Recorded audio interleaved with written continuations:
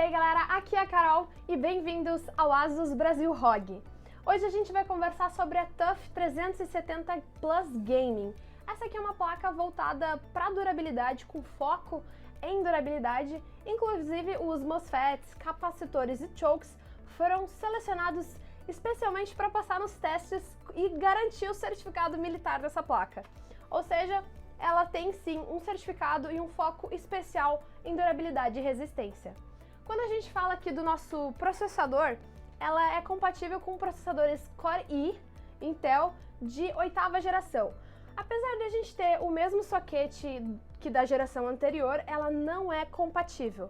Apenas processadores da 8ª geração podem ser instalados nela. Não adianta a gente fazer nenhum tipo de atualização de BIOS, beleza? Quando a gente fala no VRM, aqui a gente tem um DigiPlus, que garante que o CPU vai receber exatamente a energia que ele precisa para funcionar. Ou seja, nem mais, nem menos, garantindo que a gente tenha uma durabilidade maior no nosso processador. Quando a gente complementa aqui no nosso VRM, a gente tem 4 fases para o processador, 3 fases para a GPU e 1 fase para a memória. Falando em memória, ela suporta até 64 GB de memória DDR4 e opera até frequências de 4000 MHz. Nós vamos ter também aqui o Optiman e o T-Topology, que é o layout que permite que a gente tenha as mesmas frequências, a mesma performance em todos os slots de memória, mesmo ele estando um pouco mais perto ou um pouco mais longe do nosso chipset. Vamos falar um pouquinho agora do nosso sistema de refrigeração. A gente tem aqui, comumente já conhecido, o nosso CPU Fan, e nós vamos ter mais 2 conectores para a refrigeração do nosso sistema como um todo. Temos também um conector para strips, para fitas RGBs, para que a gente possa, além de ter o RGB na placa, que a gente também tenha um RGB no nosso gabinete. Falando de PCI Express, nós temos o nosso primeiro PCI Express X16, fisicamente e logicamente X16, e o segundo, ele é eletricamente apenas X4, possibilitando então assim a instalação de 2 placas de vídeo AMD trabalhando simultaneamente.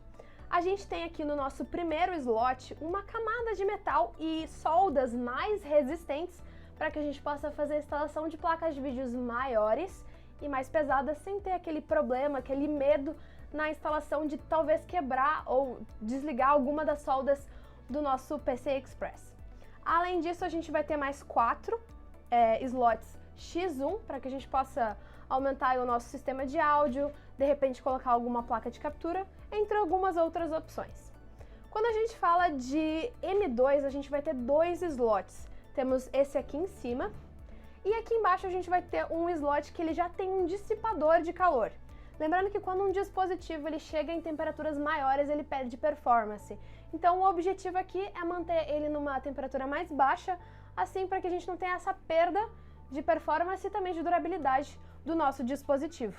Essa placa também suporta Intel Optane, então um desses slots também pode ser usado para aceleração de HDs. E falando em HDs, a gente tem aqui embaixo 6 portas SATA para conexão dos nossos discos rígidos. Logo ao lado a gente também vai encontrar um conector para USB 3.1 frontal e a gente tem mais um conector aqui, 3.1 frontal. E ao lado aqui mais 2 conectores para USBs 2.0 frontais.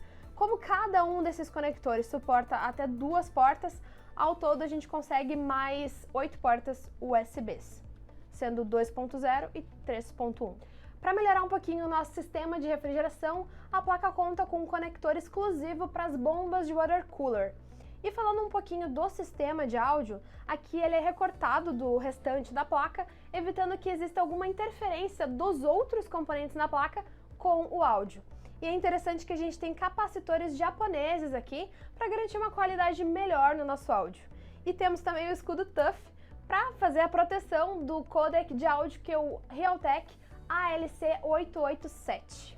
Quando a gente fala dos conectores que a gente encontra aqui, a gente vai ter duas USBs 2.0, o nosso conector PS2 aí que não é muito utilizado, mas ainda existem alguns periféricos antigos, né, que usam essa interface.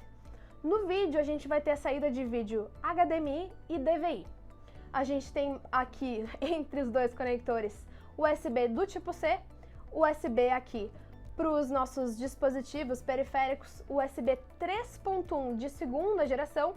Por fim, a gente vai ter mais dois USBs do tipo 3.1 agora de primeira geração, o conector de rede e os 3 conectores de áudio. Falando um pouquinho das proteções que a ASUS colocou nos conectores, a gente vai ter uma tecnologia chamada ToughGuard, que ela vai proteger a nossa conexão de rede, impedindo que a eletrostática entre por esse conector e afete de alguma forma a nossa placa. Lembrando que aqui o nosso controlador de rede é um Intel i219V. E por fim, mas não menos importante, essa placa tem suporte ao Aura Sync. Isso significa que ela e todos os outros dispositivos que você tem em casa, que também tem suporte ao Aura Sync, eles podem estar sincronizados nos mesmos efeitos RGB simultaneamente. E o nosso review vai terminando por aqui. Caso você tenha ficado com alguma dúvida, pode colocar aqui embaixo nos comentários. Também nos segue nas redes sociais, se inscreve no canal, deixa o seu like se você gostou desse vídeo e fica ligado que mais coisa vem vindo por aí. Até a próxima!